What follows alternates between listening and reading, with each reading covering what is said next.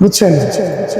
এজন্য আপনার আন্তরিকতাই বোঝা যাবে যে আপনি দ্বীন ইসলামের পক্ষে কেমন মুসলমান, তাই না? একজনকে দেখছিলাম অনেকগুলো টাকা সে সেখান থেকে বেছে বেছে সবচাইতে চকচকে যে নোটটা সেটা আল্লাহর ঘরে দান করতেছে। মান তো সমান। 100 টাকা নোট ছেঁড়ার যে মান, ময়লা নোটের যেই মান, চকচকা নোটের একই মান। কিন্তু আল্লাহর যেই বান্দা চকচকে নোটটা মসজিদে দান করলো বা কোনো ট্রাস্টিতে ভালো কাজে দান করলো আল্লাহ সন্তুষ্টির উদ্দেশ্যে, তার মন যে পরিষ্কার এটা বোঝা যায়। এই জন্য যদি বাংলাদেশে কেউ কোনো ওয়াজ না করে, 2-3 ঘন্টা কোনো আলেম, বক্তা, হুজুর, মাওলানা, মুফতি ওয়াজ করার দরকার নেই। 2-3 ঘন্টা টানা খালি মাইকে বলবে যে আপনারা ভালো হয়ে যান, আপনারা কি হয়ে যান? ভালো হয়ে যান, আপনারা ভালো হয়ে যান, আপনারা ভালো হয়ে যান।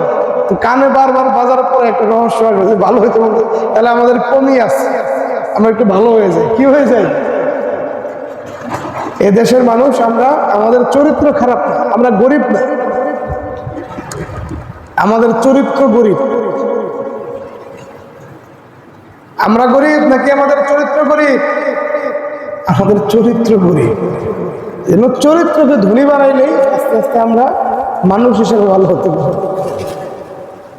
কারণ আমি বলছিলাম যে আপনি কোনো কিছুর মালিক না, আপনি কোনো কিছুর মালিক না, এটা প্রমাণিত সত্য কথা। আপনি যে কোনো কিছুর মালিক না, এটাই সত্য কথা, এটাই শেষ কথা। এটা আপনি জানেন, চোখে দেখেন, বিশ্বাসও করেন, বাস্তবায়ন করেন না। এই জন্য দিয়ে দিবেন যেগুলো আল্লাহ আমাকে দিছে, আমি কি করলাম? আল্লাহর জন্য দিয়ে দিলাম। দেখবেন যে আল্লাহ আবার আপনাকে তার সাথে উত্তম কিছু দ্বারা পরিপূর্ণ বদলা দিয়ে দিচ্ছে। তো মুহতারাম হাজিরিন, আমরা বিগত জুমায় আলোচনা করেছিলাম যে আল্লাহ রাব্বুল আলামিন আমাদের দুনিয়াতে নাজ নিয়ামত হিসেবে যা কিছু দিচ্ছেন এগুলো জান্নাতের রেপ্লিকা, নকল, এগুলো কপি, এগুলো মূল জিনিস না। আমরা দুনিয়াতে যেই আরাম কেদারা বা সোফায় বসে আরাম করি, এটাও ওই জান্নাতের নমুনায় বানানো একটা সোফা, কিন্তু এটাতে ওই জান্নাতের সোফার মতো, চেয়ারের মতো এত আরাম নাই। আমরা যে আরাম বিছানায় ঘুমাই, জান্নাতের মধ্যে আল্লাহ রাব্বুল আলামিন বিছানা রাখছেন, জান্নাতি বান্দাদের বিশ্রামের ব্যবস্থা রাখছেন, কিন্তু তার নকলটা দুনিয়াতে আমরা বানাইছি। আমরা যেই খাবার হিসেবে যা কিছু গ্রহণ করি, ফলমূল, শাকসবজি, এমনকি আমাদের ভাত, চাল, গম, রুটি, এগুলো জান্নাতের নকল। মাছ, গোশত, তেল, যা কিছু খাই এগুলো জান্নাতের নকল। মূলত আসল জিনিস কোথায়? জান্নাতে গেলে তো। এই জন্য আল্লাহ রাব্বুল আলামিনের সন্তুষ্টি অর্জন করার জন্যই আমাদেরকে দুনিয়াতে পাঠাইছে। যদি আমরা আল্লাহকে সন্তুষ্ট করতে, আল্লাহ রাব্বুল আলামিন আমাদেরকে জান্নাতে এর বদলা দিবেন। আর যদি দুনিয়াতে আমার চলাচল আল্লাহর সন্তুষ্টি অনুযায়ী না হয়, আল্লাহ রাব্বুল আলামিন আখিরাত দিবসে, কিয়ামত দিবসে, ময়দানে মাহশারে আমার দিকে রহমতের দৃষ্টিতে তাকাবেন না।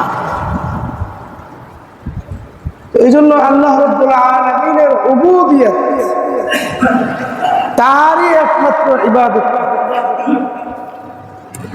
আর দুনিয়াতে যা কিছু আছে, মাল সম্পদ, সন্তান সন্ততি, বংশমর্যাদা, হ্যাঁ, আপনার জান মাল, আপনার সুনাম সুখ্যাতি, বিদ্যা, ধন দৌলত, সব কিছু আল্লাহ রাব্বুল আলামিন আপনাকে ক্ষণস্থায়ী সময়ের জন্য দিয়েছেন, পরীক্ষা করার জন্য। দুনিয়ার কোনো সফলতাই আপনার সফলতা না। দুনিয়াতে আপনি যত বড় পদের অধিকারী হন, যত টাকার মালিক হন, যত ক্ষমতার মালিক হন, এগুলো আপনাকে কি করবে না? শান্তি দিবে না। আর আল্লাহ রাব্বুল আলামিন আপনাকে যা দিছেন, এটা যদি আল্লাহ রাব্বুল আলামিনের আদেশ অনুযায়ী খরচ করেন, রাসূলুল্লাহ সাল্লাল্লাহু আলাইহি ওয়াসাল্লামের তরিকা অনুযায়ী খরচ করেন, তাহলেই কেবল সেটাতে কি আছে? শান্তি, সফলতা নিহিত আছে। এর বাইরে গেলে আপনি পুরো দুনিয়া অর্জন করলেও শান্তি পাবেন না। এই জন্য আমরা বাংলাদেশে পরিবার কেন্দ্রিক, ব্যক্তি কেন্দ্রিক, সমাজ কেন্দ্রিক, রাষ্ট্র কেন্দ্রিক যতটুকু ইসলাম মানি ততটুকু শান্তিতে আছে। আর যতটুকু শান্তির কমতি আমাদের আছে, ততটুকু যদি আমরা ইসলামকে মানি, শান্তির পূর্ণতা ফিরে আসবে। এটাই চূড়ান্ত কথা। ইসলামের প্রত্যেকটা হুকুম আর আহকাম এগুলো আমার আপনার কল্যাণের জন্য দেওয়া হয়েছে। আলহামদুলিল্লাহ, আল্লাহ রাব্বুল আলামিন আমাদেরকে বিশেষ এক নিয়ামত দিয়েছেন। আলী রাদিয়াল্লাহু তাআলা আনহুর একটা কবিতা আছে, ওই কবিতাকে নকল করে উলামায়ে কেরাম বর্তমানে ওইটার অনুরূপে বলেন, রাদিনা কিসমাতাল জাব্বারি ফিনা লানা লাহমুন ওয়ালিল আ'দাই বাউলুন। এর মানে হলো যে আল্লাহ রাব্বুল আলামিনের যে হিস্সা মীমাংসা, ভাগ বাটোয়ারা, সেটাতে আমরা পরিপূর্ণ মুসলমানরা কি সন্তুষ্ট আছি, আলহামদুলিল্লাহ। ভাগ বাটোয়ারাটা কিভাবে হয়েছে? যে আল্লাহ রাব্বুল আলামিন আমাদেরকে গোশত খাওয়ার তৌফিক দিয়েছেন, আমাদেরকে দুধ খাওয়ার তৌফিক দিয়েছেন। আর যারা আমাদের বিরোধিতা করে তাদের জন্য তাদের ভাগ্যে সেই প্রাণীর মূত্র রাখছেন। সেই প্রাণীর কি রাখছেন? মূত্র। অর্থাৎ আমরা গরুর গোশত খাই না, গরুর দুধ খাই না,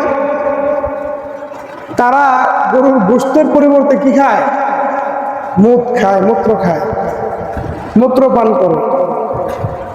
তো এই জন্য এমন জাতীয় দুনিয়াতে আছে, তাদেরই স্বজাতিরা বলে যে এটা একটা প্রাণী, এটা আমাদের মাতা হতে পারে না।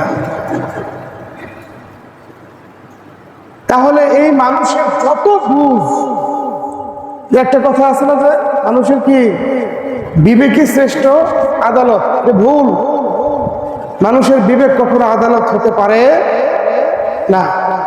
কারণ যে ব্যক্তি আদালতে দৌড়াদৌড়ি করতেছে আজকে, তারও বিবেক আছে, আছে না? সে বিবেক অনুযায়ী কাজ করে না, এই বিধায় তো তাকে আদালতে দৌড়াদৌড়ি করতে হচ্ছে নাকি? কিন্তু তার তো বিবেক তো আছে। তার মানে মানুষের বিবেক পর্যাপ্ত না।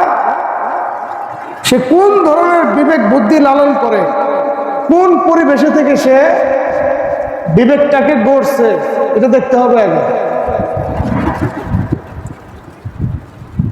সমাজের বড় চ্যালেঞ্জ, বাংলাদেশের সমাজের সবচেয়ে বড় চ্যালেঞ্জ হলো, সবচেয়ে বড় বাধা হলো সবাই একজন আরেকজনের মতো করে পেতে চায়। মানে আমি চাই আপনি আমার মতো হন, আপনি চান আমি আপনার মতো হয়ে যাই।